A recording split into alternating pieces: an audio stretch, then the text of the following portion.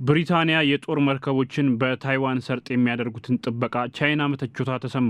የቻይና ጦር የብሪታንያን የጦር መርከቦች በታይዋን ሰርጥ መተላለፋቸው ረባሽ መሆኑን አስታውቃለች። ቻይና ድርጊቱ የዓለም አቀፍ ትንኮሳ መሆኑን የጠቀሰች ሲሆን የሰላምና መረጋጋትን የሚቃረን ነው ብላለች። የብሪታንያ ባህር ኃይል በ4 ዓመታት ውስጥ ለመጀመሪያ ጊዜ ያደረገው ቅኝት መሆኑን ተነግሯል። ቻይና የታይዋንን ነጻ ሀገርነት የማትቀበል ሲሆን የግዛቷ አካል አድርጋም ትመለከታለች። ታይዋን ደግሞ የቻይናን ጥያቄ የማትቀበል ሲሆን ነጻ ሀገር መሆኗን በተደጋጋሚ በተለያዩ መገለጫዎች ትገልጻለች። ቤጂንግ በታይዋን አስገንጣይ ኃይሎች የምትላቸው ጠንካራ ኃይሎች ላይ እርምጃ እንደምትወስድም ዝታለች። ቻይናም የብሪታንያን የጦር መርከቦች በታይዋን ሰርጥ መታየታቸውን በስጋት ትመለከተዋለች። ቻይና የብሪታንያን የጦር መርከቦች በታይዋን ሰርጥ ቅኝት እያደረጉ መሆናቸውን በመቃወም ቅሬታዋን አቅርባለች። ብሪታንያ ቻይና ህጋዊ መርሆዎችን እያዛባች መሆኗን ገልጻለች። እንዲህ ያለ ድርጊቶችን መፈጸም ሆን ተብሎ አካባቢውን መረበሽ እንደሆነ የገለጸችው ቻይና ሁኔታው ሰላምና መረጋጋትን እንደማሳነስ ይቆጠራል ማለቷ ተሰምቷል። የታይዋን የውጭ ጉዳይ ሚኒስተር ጥበቃውን ያደነቀ ሲሆን ጥበቃው በታይዋን ሰርጥ በነጻነት የመቅዘፍ ጥበቃን ያደረገ መሆኑን ገልጿል። ሁለት የብሪታንያ መርከቦች በቋሚነት የኢንዶ ፓሲፊክ የውሃን አካላት ጥበቃ ማድረጋቸው በታይዋን ሰርጥ ብሪታንያ በጦር መርከቦቹ አማካኝነት ለ8 ወራት ጥበቃ አድርገዋል። የብሪታንያው ጠቅላይ ሚኒስተር ኬር ስታርመር እንደተናገሩት በክፍለ ዘመኑ ትልቁ ስምሪት መሆኑና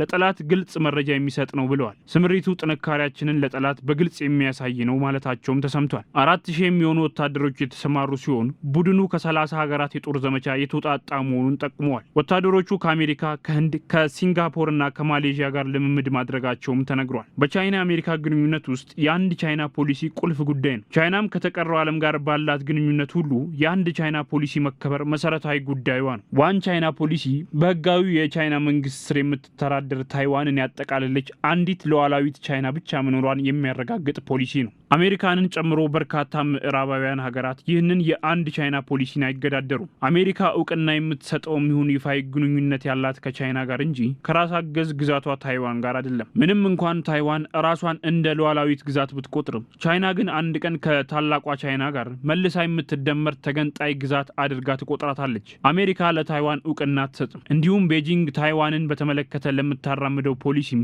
ማረጋገጫ አትሰጥም። ቻይናና ብሪታንያ በጦር መርከብ ጉዳይ ውዝግብ ውስጥ ከመግባታቸው በፊት በአደገኛ ሳይበር ደህንነት ስጋት ይወዛገቡ ነበር። ብሪታንያ ቻይና ትልቅና አደገኛ የሳይበር ደህንነት ስጋት ደቅናብኛለች ስትል ትከሳለች። አሁን ደግሞ የብሪታንያ የጦር መርከቦች በታይዋን ሰርጥ መገኘታቸው ቻይናን አስግቷታል። ብሪታንያ በታይዋን ሰርጥ ያሰማራቻቸው የጦር መርከቦች ለቻይና አደገኛ መሆናቸውን የምትናገረው ቻይና አስፈላጊውን እርምጃ እንደምትወስድም ታስጠነቅቃለች።